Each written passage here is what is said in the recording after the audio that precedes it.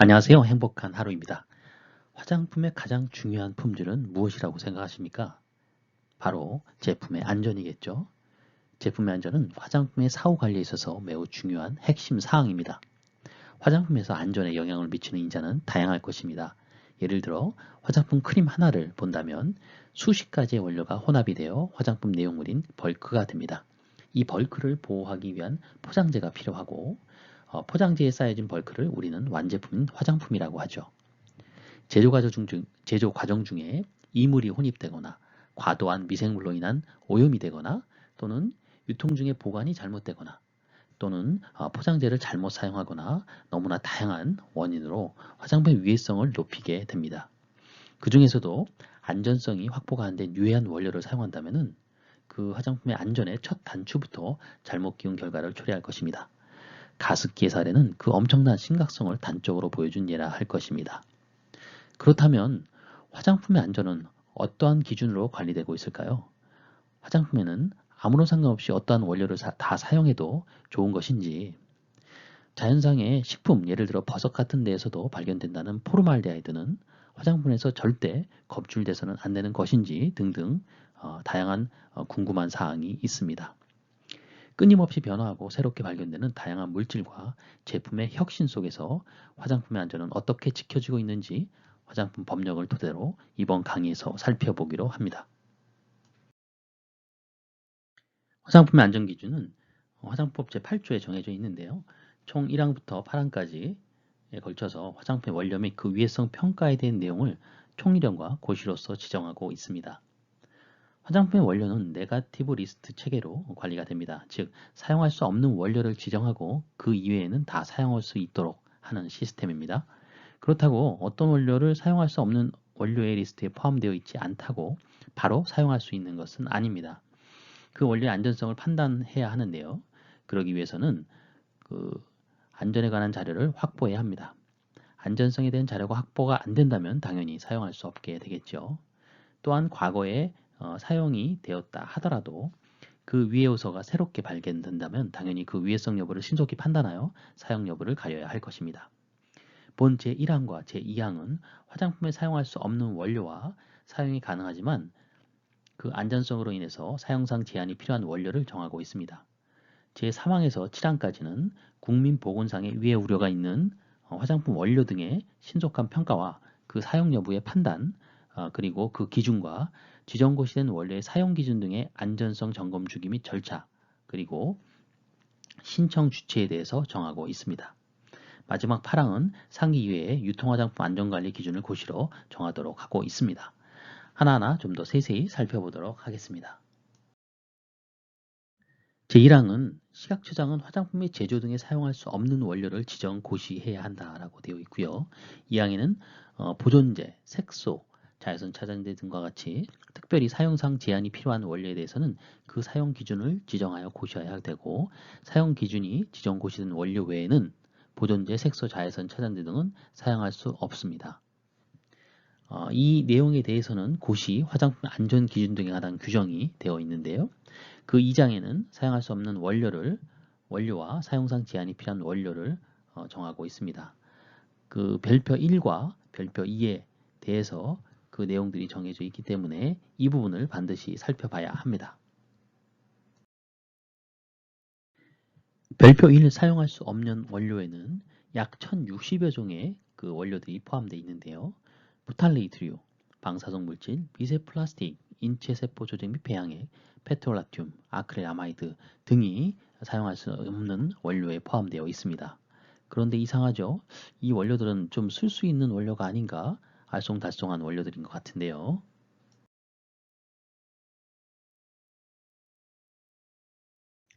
앞서 1060여 가지의 사용할 수 없는 원료 중에 예시에서와 같이 방사성 물질, 이런 것은 확실히 사용할 수 없는 원료구나 라고 인지할 수 있지만 미세 플라스틱 등 그 외에는 사용이 가능하지 않을까 헷갈릴 수가 있는데요.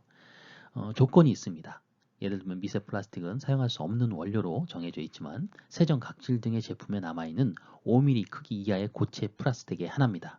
즉 화장법 시행규칙 별표 3에 있는 이 제품 유형들, 또 가목의 영유아용 제품류 중 1, 4, 5항의 샴푸린스, 인체세정용, 유아용, 목욕용 제품, 그리고 또 나목의 목욕용 제품류, 다목의 인체세정용 제품류, 아목의 두발용 제품류 중에 헤어 컨디셔너, 샴푸린스, 그 밖에 두발용 제품류 중 사용 후 씻어내는 제품, 또 차목의 남성용 텔컴, 세이빙 크림, 세이빙 폼, 그 밖에 면도용 제품류 중에서 사용 후 씻어내는 제품, 또 카목의 팩 마스크, 손발 피부 연화 제품, 또 클렌징 워터, 클렌징 오일, 클렌징 로션, 크림 등의 메이크업 리무버, 그 밖에 기초 화장용 제품류 중에서 사용 후 씻어내는 제품의 하나입니다.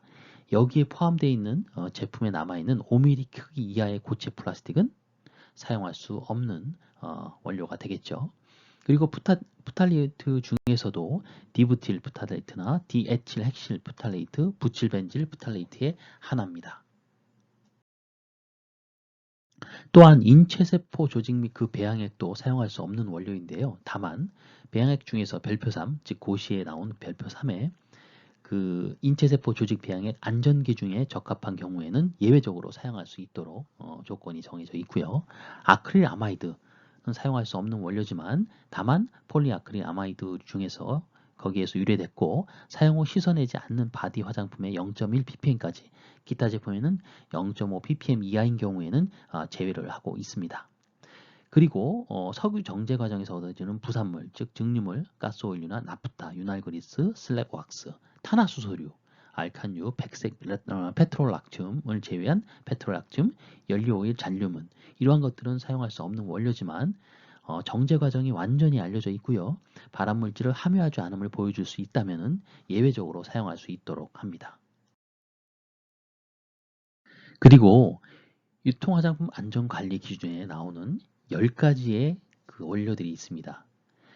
납, 니켈, 비소, 순, 안티몬, 카드뮴, 디옥산, 메탄올, 포르말데하이드, 프탈레이트류 등이 있는데요. 이것은 사용 금지 원료로 지정이 되어 있습니다. 다만 사용 금지 원료지만 검출 허용 한도를 지정하고 있는 원료입니다. 즉 검출 허용 한도라는 것은 화장품을 제조하면서 인위적으로 첨가하진 않았지만 어쩔 수 없이 비의도적으로 유래된 사실이 있고 객관적인 자료로서 확인되고 기술적으로 완전히 제거가 불가능한 경우에 물질을 얘기하는데요. 이 물질의 검출 허용 한도를 다음과 같이 정해 놓았습니다. 이 부분은 반드시 암기를 해야 합니다. 이렇게 검출 한도가 지정이 돼 있고 그 한도 내에 들어온다면은 이거는 사용할 수 없는 원료이긴 하지만 이 화장품에는 허용이 되는 그런 한도이고요. 위한 화장품이 아닙니다. 이 각각의 검출 한도에 대해서는 자세히 뒤에 또 나와 있을 테니까요. 이 부분은 반드시 암기를 하셔야 할 것입니다. 오늘은 그냥 지나가기 그러니까 두 가지만 암기하고 가겠습니다. 9번, 10번 포르말데하이드 자연상의 버섯 같은 데는 한 2, 300 정도 ppm 정도 발견된다고 하는데요.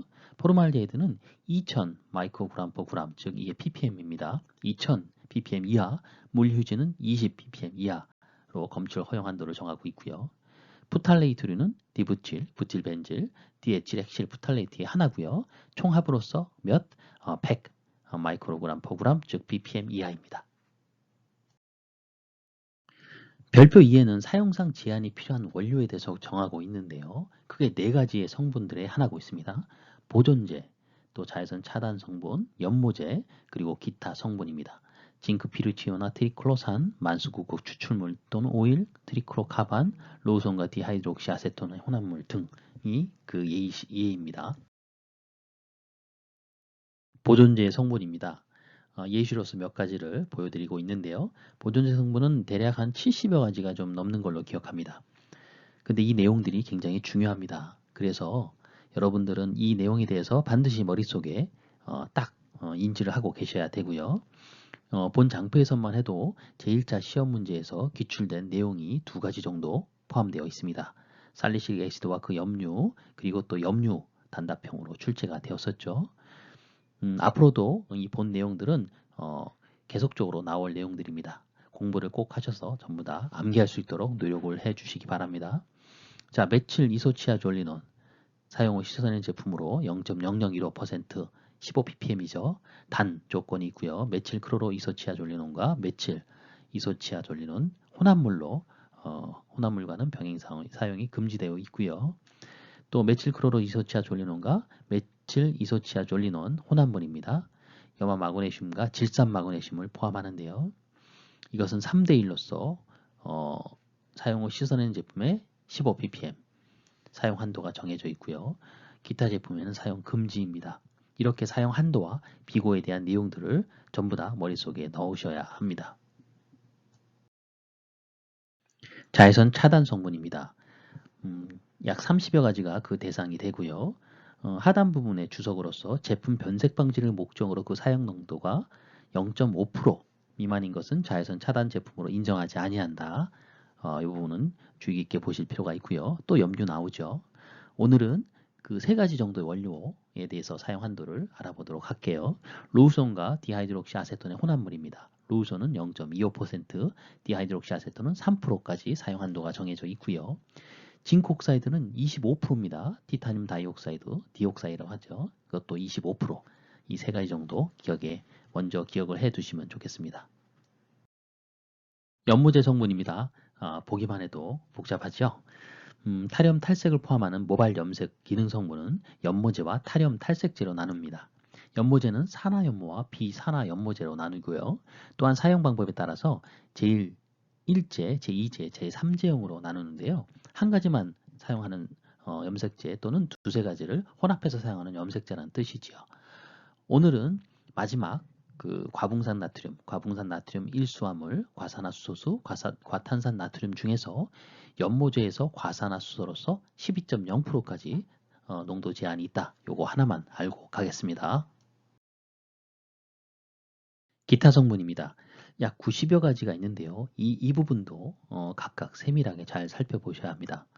살리실릭 액시드 및 그 염류가 있죠. 이상합니다. 아까 보존제에서도 있었는데요. 이렇듯이 보존제하고 기타 성분에서 동시에 존재하는 그러한 성분들이 있습니다. 이러한 성분들의 복합적으로 연계되는 그런 사항들을 문제로 출제를 하는데요. 잘 구분해야 되겠죠? 즉 보존제로서는 사용 한도가 몇 프로인데 기타 성분으로서는 몇 프로다 다르거든요. 이러한 부분들을 잘 살펴보시고 또 사용 제한에 대한 비고 용도가 어떤 것인지도 잘 살펴보시기 바랍니다. 지금까지 화장품 안전기준 제1항과 2항 사용할 수 없는 원료 등에 대해서 알아보았고요. 다음은 3항부터 8항까지의 내용입니다. 3항부터 7항은 그 위해 요소가 우려되는 화장품 원료 등의 위해 요소 신속 평가와 위해성 여부에 대한 결정, 그리고 위해 평가된 경우에 사용할 수 없는 원료로 지정되거나 그 사용 기준에 대한 지정에 대한 내용들이 포함되어 있고요. 안전성 검토 주기 및 절차에 대한 사항도 총리령으로 정하고 있습니다. 이 총리령으로 정하는 내용들은 바로 다음 장에서 설명을 할 거고요. 화장품 제조업자나 책임 판매업자 또는 대학, 연구소 등에서는 이런 원료들에 대한 사용 기준을 지정 고시하거나 또 이미 지정 고시된 원료들에 대한 사용 기준을 변경할 것을 식약처장에게 신청할 수가 있습니다. 이 부분은 참고로 알고 계시고요. 그 밖에 유통화장품 안전관리 기준에 대해서는 별도로 추후에 설명할 기회가 있을 것입니다.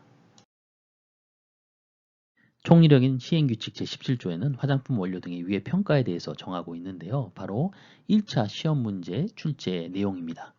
위해 평가는 다음과 같은 과정을 거쳐서 실시를 하는데요.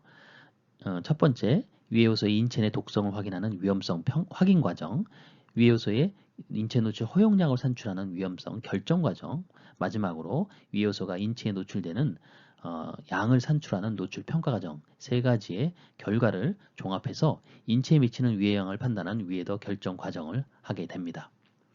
이 부분은 문제가 나왔으니까 그래도 잘 주의 깊게 중요한 부분이니까 기억을 해 두시고요.